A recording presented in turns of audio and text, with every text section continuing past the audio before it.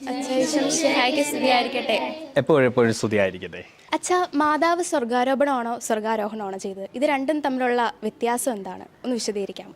മാതാവ് സ്വർഗാരോപണം ചെയ്യുന്ന സ്വർഗാരോഹണം നമ്മൾ ഏറ്റവും കൂടെ കേട്ടേക്കുന്നത് എന്താ? രോഹണമുണ്ട്, രോപണവുമുണ്ട്. മാതാവ് സ്വർഗാരോപണമാണ് ചെയ്തിരിക്കുന്നത്. ഈശോയുടേത് സ്വർഗാരോഹണമാണ്. അപ്പോൾ ഇതിൽ തമ്മിലുള്ള വ്യത്യാസം എന്ന് പറയുന്നത് സിമ്പിളാണ്. അതായത് ഈശോ സ്വന്തം ശക്തിയാൽ, ഈശോ ആരാ? ദൈവപുത്രനാണ്. ദൈവപുത്രൻ സ്വന്തം ശക്തിയാൽ, ഈ ലോകം സൃഷ്ടിച്ചവൻ, എല്ലാത്തിൻ്റെയും അധിപനായവൻ സ്വന്തം ശക്തിയാൽ എങ്ങോട്ടാണ് പോയത്? സ്വർഗത്തിലേക്ക്, പിതാവിൻ്റെ സന്നിധിയിലേക്ക് ഉയർത്തുപോയതിനെയാണ് സ്വർഗാരോഹണം എന്ന് പറയും. സ്വർഗാരോപണം ആർക്കാ സംഭവിച്ചേ? പരിശുദ്ധ അമ്മയ്ക്ക്. പരിശുദ്ധ അമ്മ ആരാ? ദൈവമാതാവാണ്, ഈശോയുടെ അമ്മയാണ്. അപ്പോൾ ഈശോ ആയിരിക്കുന്നിടത്തേക്ക് ഈശോയെ സംഭവിച്ച ഉദരമാണ് മാതാവിൻ്റേത്.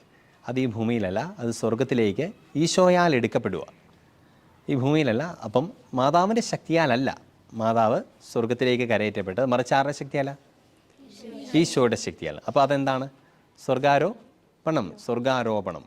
അതാണ് സ്വർഗാരോപണവും സ്വർഗാരോഹണവും. ഒന്ന്, ഈശോ സ്വന്തം ശക്തിയാൽ സ്വർഗത്തിലേക്ക് കരയേറിപ്പോയതും, മാതാവ് ഈശോയിലുള്ള വിശ്വാസവും ഈശോയുടെ ശക്തി മൂലവും സ്വർഗത്തിലേക്ക് കരയേറ്റപ്പെട്ടതുമാണ് സ്വർഗാരോപണവും സ്വർഗാരോഹണവും തമ്മിലുള്ള വ്യത്യാസം. അച്ഛാ, ഈ പരിശുദ്ധ കുർബാന എത്ര തരമുണ്ട്? ഏതെല്ലാമാണെന്നൊന്ന് വിശദീകരിക്കാമോ? വിശുദ്ധ കുർബാനയ്ക്ക് എല്ലാ ദിവസവും പോകുന്നവരല്ലേ നമ്മളെല്ലാം, അല്ലേ? എല്ലാ ദിവസവും നമ്മൾ ആദ്യ കുർബാന സ്വീകരിച്ചവരല്ലേ നിങ്ങളെല്ലാവരും? വിശുദ്ധ കുർബാന ഏറ്റവും നമ്മുടെ ജീവനോട് ചേർന്ന് നിൽക്കുന്ന, നമ്മളെ മുന്നോട്ട് നയിക്കുന്ന ആ ഏറ്റവും ശക്തി സ്രോതസ്സ്, നമ്മുടെ ഏത് കുദാശകളുടെയും ഈറ്റില്ലവും ശക്തി സ്രോതസ്സും വിശുദ്ധ കുർബാനയാണ്. നമ്മളിപ്പോൾ വിശുദ്ധ കുർബാന കഴിഞ്ഞിട്ടില്ല ഇങ്ങോട്ട് വന്നേ, ആ ഒരു സന്തോഷം നമുക്കില്ലേ? ജീവനുള്ള ദൈവത്തെയാണ് നമ്മുടെ ഉള്ളിലേക്ക് നമ്മൾ സ്വീകരിച്ചിരിക്കുന്നത്. വിശുദ്ധ കുർബാന പ്രധാനങ്ങൾ 3 തരത്തിലുണ്ട്. നിങ്ങൾ ചിലപ്പോൾ കുർബാനയൊക്കെ ആയിട്ട് ചിലപ്പോൾ നിങ്ങളുടെ വീട്ടുകാരൊക്കെ അച്ഛന്മാരെ കാണാൻ പറ്റും. അച്ഛൻ ചോദിക്കും, ഏത് കുർബാനയാണ്? ആഘോഷമായ കുർബാനയാണോ? സാധാരണ കുർബാനയാണോ? വേറെ ഏതാ കേട്ടിട്ടില്ലേ? റാസ കുർബാനയാണോ? റാസ കുർബാന കൂടിയിട്ടുണ്ടോ? അത് നല്ല പാട്ടുകളൊക്കെ അല്ലേ അതിൻ്റെ തുടക്ക ഭാഗത്തെ? ഇച്ചിരി അല്പം ദൈർഘ്യമുണ്ടാകും. അപ്പോൾ ആദ്യത്തേത് റാസ കുർബാന. റാസ കുർബാന വെച്ചാൽ ഏറ്റവും മോസ്റ്റ് സോളം ഫോമാണ് റാസ കുർബാന. അതിനൊക്കെ നമ്മൾ കുർബാന പുസ്തകത്തിൽ കൊടുത്തിരിക്കുന്ന വചനപ്രഘോഷണം വരെയുള്ള ഭാഗങ്ങളിലാണ് നമ്മൾ ഏറ്റവും കൂടുതൽ സമയം സ്പെൻഡ് ചെയ്യുന്നത്. പ്രാർത്ഥനകളും ഗീതങ്ങളും എല്ലാം തന്നെ നമ്മൾ ആലപിക്കും. ധൂപം നിർബന്ധമാണ്. സഹകാർമ്മികരായിട്ട് ഒരു അച്ഛനുണ്ടാകും. അങ്ങനെ അതിനു വേണ്ട കാര്യവിധികളെല്ലാം അവിടെ നമ്മൾ ഫുൾഫിൽ ചെയ്യും. അതായത് ഏറ്റവും മോസ്റ്റ് സോളം ഫോമിൽ വിശുദ്ധ കുർബാന അർപ്പിക്കും. പ്രസംഗം ഉണ്ടാകും, ധൂപം, തിരികൾ, സ്ലീവ, ശുശ്രൂഷകൾ, ഗായക സംഘം, ഇവ കാര്യങ്ങളെല്ലാം കൂടെ ചേർത്ത് അതിലെ പ്രാർത്ഥനകൾ എല്ലാം ഒന്നിടാതെ എല്ലാ പ്രാർത്ഥനകളും ചൊല്ലി നമ്മൾ ആഘോഷപൂർവ്വമായിട്ട് എടുക്കുന്നതാണ് ഏതാണ്? റാസ കുർബാന. മോസ്റ്റ് സോളം ഫോം അതിനെയാണ് റാസ എന്നർത്ഥത്തിന് രഹസ്യമെന്നാണ്. രണ്ടാമത്തേത് ആഘോഷമായ കുർബാന. എവിടെയെങ്കിലും കൂടിയായിരുന്നു ആഘോഷമായ കുർബാന? ഇന്ന് ഞായറാഴ്ച നമ്മൾ അർപ്പിച്ചത് ആഘോഷമായ കുർബാനയാണ്. അപ്പോൾ നമ്മളത് വേണ്ട കോരംഗങ്ങളൊക്കെ ഉണ്ടാകാം, ഓർഗൻ ഉണ്ടാകാം, ഇതുപോലെ തന്നെ ധൂപം ഉണ്ടാകാം. പക്ഷേ ആ തുടക്കത്തിൽ പറഞ്ഞ പാട്ടുകളൊന്നും, ലേഖനത്തിന് മുമ്പത്തെ പാട്ട്, സുവിശേഷ ഗീതങ്ങളുടെ എല്ലാ പാട്ടുകളൊന്നും നമ്മൾ പാടുന്നില്ല. അപ്പോൾ അതാണ് ഇതിൽ നിന്ന് വ്യത്യസ്തമാക്കുന്നത്. അപ്പോൾ രണ്ടാമത്തെ ഏതാ? ആഘോഷമായ കുർബാന രണ്ടാമത്തെ. മൂന്നാമത്തേതാണ് സാധാരണ ഒറ്റ കുർബാന എന്നൊക്കെ നമ്മൾ ചിലപ്പം പണ്ടത്തെ ആൾക്കാരൊക്കെ ഒന്നും അച്ഛാ ഒരു ഒറ്റ കുർബാന ഇനി ആൾക്ക് വേണ്ടി ഒറ്റ കുർബാന അർപ്പിച്ചേക്കാവോ എന്ന് ചോദിക്കും. അപ്പോൾ ഒറ്റ കുർബാന വെച്ചാൽ നമ്മൾ സാധാരണ ദിവസം നമ്മൾ ചെല്ലുന്ന കുർബാനയാണ് ഒറ്റ കുർബാന എന്ന് പറയുന്നത്. ഇതാണ് ഈ 3 കുർബാനകൾ തമ്മിലുള്ള വ്യത്യാസം. ഏതൊക്കെയാണ്? റാസ കുർബാന, ആഘോഷമായ വിശുദ്ധ കുർബാന, സാധാരണ ഒറ്റ കുർബാന നമ്മൾ വിളിക്കാറുണ്ട്. അപ്പോൾ എല്ലാ ദിവസവും വിശുദ്ധ കുർബാനയിൽ പങ്കെടുക്കാനുള്ള ആഗ്രഹവും തീക്ഷ്ണതയും ജീവിതത്തിലുണ്ടാകും. അച്ഛാ, എനിക്കൊരു ഡൗട്ടുണ്ട്. ഈ പ്രവേശ കൂദാശകളിൽ ഒന്നാണല്ലോ മാമോദീസ. അപ്പോൾ ഈ മാമോദീസ എത്ര തരം ഉണ്ട്? മാമോദീസ നമുക്ക് 3 തരത്തിൽ ശരിക്കും നമ്മൾ സഭയിൽ കൊടുക്കുന്നുണ്ട്. കൊച്ചു മാമോദീസ സ്വീകരിച്ച് കണ്ടിട്ടുണ്ടോ? മാമോദീസ കണ്ടിട്ടുണ്ട്, എല്ലാവരും കണ്ടിട്ടുള്ളവർ. എങ്ങനെയാണ് നമ്മൾ മാമോദീസ കൊടുക്കുന്നത്? നിങ്ങളുടെ മാമോദീസ സ്വീകരിച്ച ഫോട്ടോ കണ്ടിട്ടുണ്ടോ? അപ്പോൾ അത് എങ്ങനെ? തലയിൽ വെള്ളമൊഴിച്ചാണ് മാമോദീസ കൊടുക്കുന്നത്. അപ്പോൾ ഇനി പോകുമ്പോൾ ശ്രദ്ധിച്ചു വേണം. അപ്പം നമ്മുടെ പൊതുവെയുള്ള ഒരു സിസ്റ്റം അനുസരിച്ച് നമുക്ക് അവൈലബിൾ ആയിട്ടുള്ളത് തലയിൽ തലോട്ടമ്മ കൊച്ചിനെ നീട്ടിപ്പിടിക്കുമ്പോൾ നമ്മൾ വിശുദ്ധ ജലം തലയിൽ ഒഴിച്ച് എങ്ങനെ പറയുന്നത്? പിതാവിൻ്റെയും പുത്രൻ്റെയും പരിശുദ്ധ ആത്മാവിൻ്റെയും നാമത്തിൽ നമ്മുടെ മാമോദീസ പേരെന്നാ?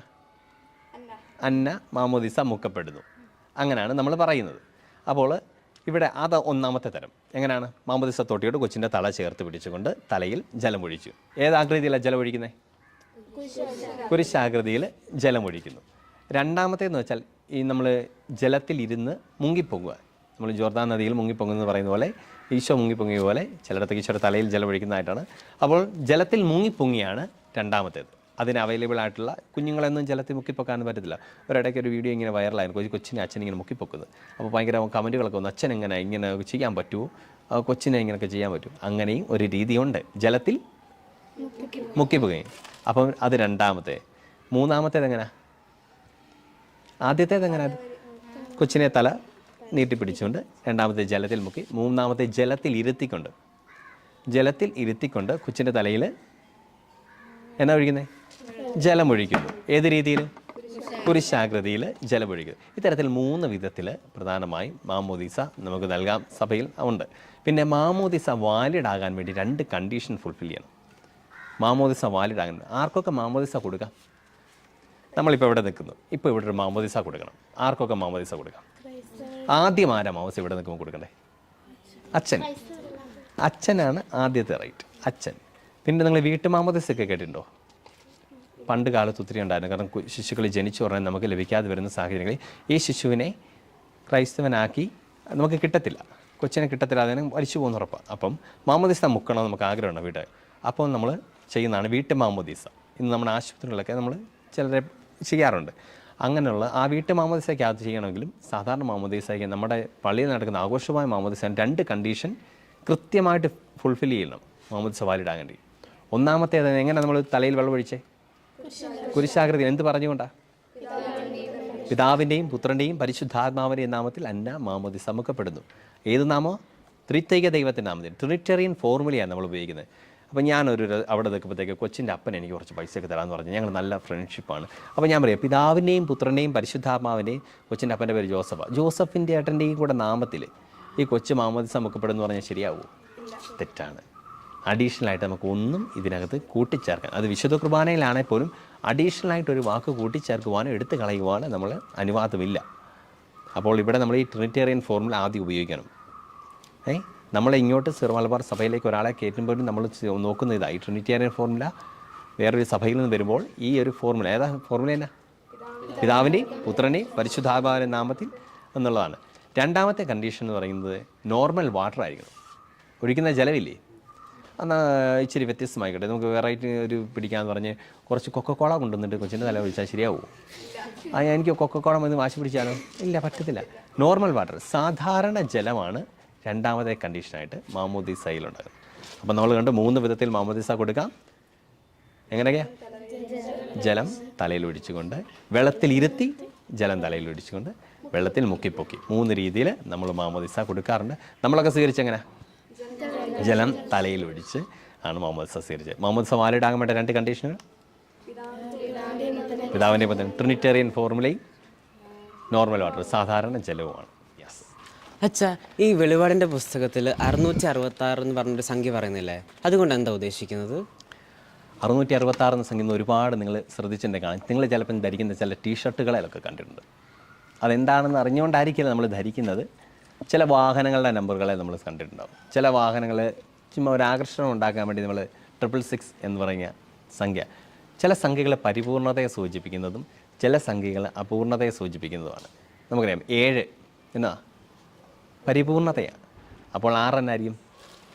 ഇച്ചിരി കുറവുള്ള, ന്യൂനതയുള്ള, അപൂർണമായിട്ടുള്ളൊരു സംഖ്യയായിട്ടാണ് കാണുന്നത്. ഇത് നമ്മൾ പ്രധാനമായിട്ടും കാണുന്നത് വെളിപാട് പുസ്തകത്തിലാണ് കാണുന്നത്. വെളിപാട് പുസ്തകത്തിൽ നമ്മൾ കാണുന്നുണ്ട് 2 മൃഗങ്ങൾ കയറി വരുന്നതായിട്ട് കാണുന്നുണ്ട്. അതിനകത്ത് കരയിൽ നിന്നും കയറി വരുന്നൊരു മൃഗവും കടലിൽ നിന്നും കയറി വരുന്ന ഒരു മൃഗമോ എന്നാണ് പറയുന്നത്.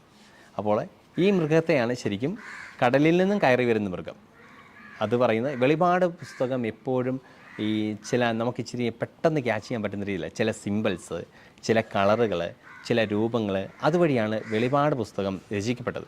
പ്രധാനമായും മതപീഡന കാലഘട്ടത്തിൽ രചിക്കപ്പെട്ട പുസ്തകമാണ് വെളിപാടിൻ്റെ പുസ്തകം. അപ്പോൾ ഈ പുസ്തകം നമ്മൾ പെട്ടെന്ന് വായിച്ചാൽ നമുക്ക് മനസ്സിലാകണമെന്നില്ല. നമ്മൾ മനസ്സിരുത്തി ഒരുപാട് തവണ വായിച്ചാലേ നമുക്കിത് മനസ്സിലാകും. ആദ്യം പരിശുദ്ധാത്മാവിൻ്റെ കൃപ നമുക്ക് വേണം.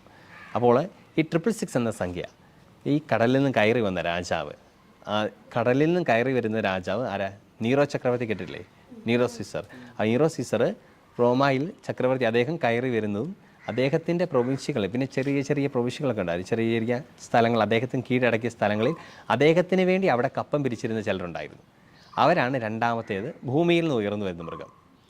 ആദ്യത്തേത് കടലിൽ നിന്ന് കയറി വരുന്ന മൃഗവും രണ്ടാമത് ഭൂമിയിൽ നിന്ന് ഉയർന്നു വരുന്നത്. ആദ്യത്തെ നീറോ ചക്രവർത്തി. നീറോ ചക്രവർത്തിയെ മാത്രം ഓർത്താൽ മതി.